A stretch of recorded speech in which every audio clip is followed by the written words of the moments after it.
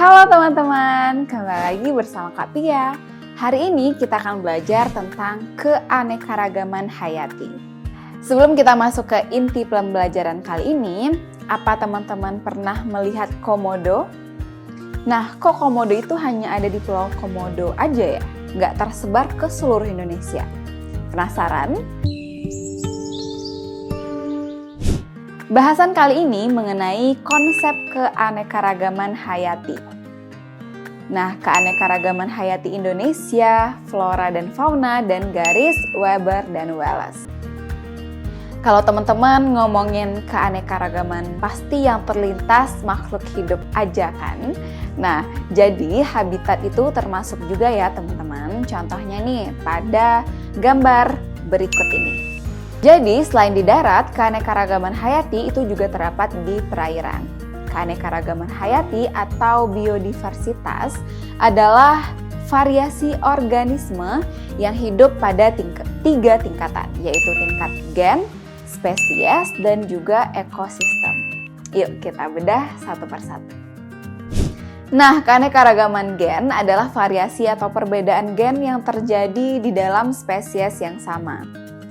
Ingat ya teman-teman, spesies yang sama. Contohnya nih, ada berbagai macam buah-buah mangga. Selanjutnya, ada keanekaragaman jenis atau spesies yang mencakup berbagai spesies yang hidup di suatu tempat.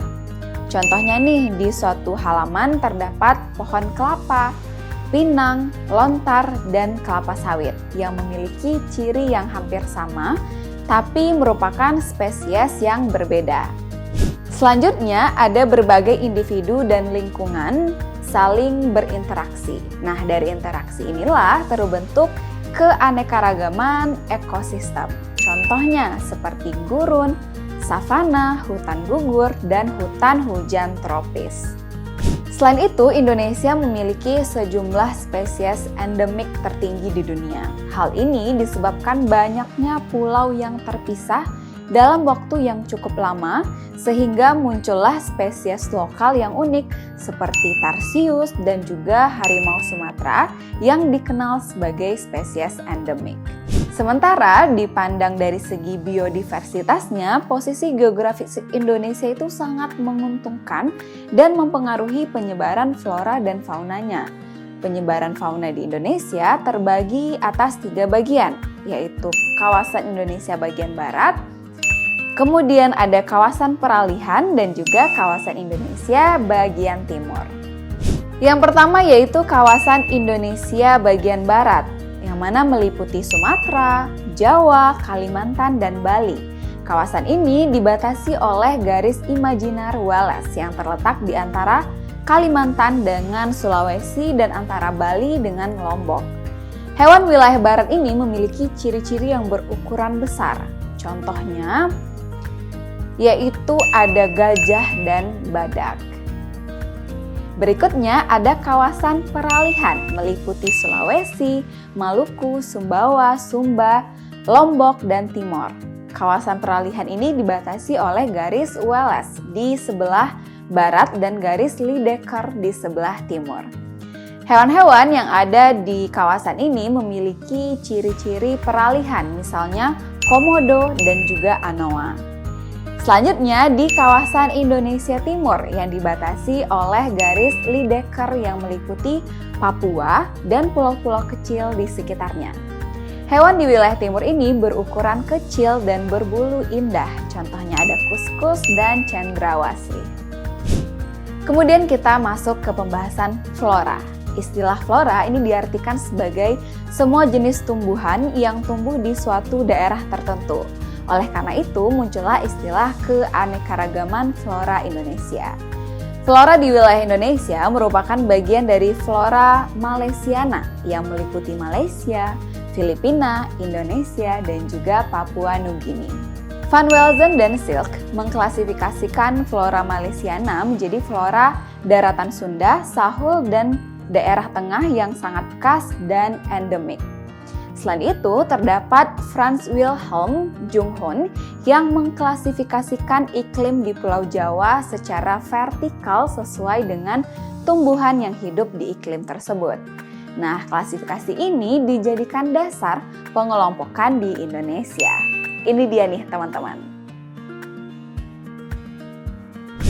Oke, selanjutnya kita cari tahu nih garis Weber dan Wells itu kira-kira apa ya? Pernah dengar namanya Max Weber? Yaps, benar sekali. Dari namanya kita udah bisa tahu dong kalau beliaulah orang yang pertama kali menemukan garis Weber. Nah, garis Weber ini merupakan garis hayal yang membatasi wilayah sebaran tumbuhan dan hewan antara dataran Sahul dan bagian barat Indonesia. Garis ini dimulai dari utara, yakni dari Kepulauan Maluku hingga ke sisi barat paparan Sahul. Kemudian dari dangkalan Sahul menuju sisi timur Nusa Tenggara Timur. Kita lanjut ke garis Wells. Kira-kira siapa ya penemunya? Ya, benar sekali. Beliau adalah Alfred Wallace. Jadi, garis Wells ini merupakan garis yang memanjang dari utara hingga ke selatan, tepatnya dari Selat Makassar hingga perbatasan antara Bali dan Lombok. Oleh sebab itu, garis batas antara wilayah Selat Makassar hingga selat antara Bali dan Lombok ini dinamakan dengan garis Wallace. Nah, gimana teman-teman? Seru kan pembelajaran tentang keanekaragaman?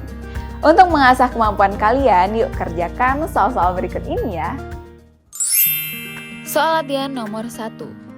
Hal ini menunjukkan adanya keanekaragaman tingkat. Nomor 2.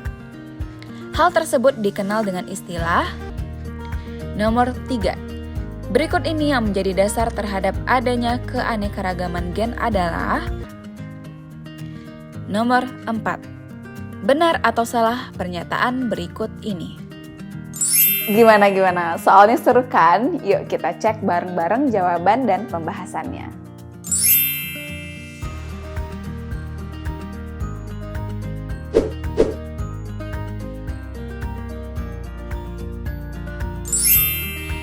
Oke teman-teman, semoga materi kali ini dapat dipahami dengan baik dan sampai jumpa di video berikutnya. Bye-bye!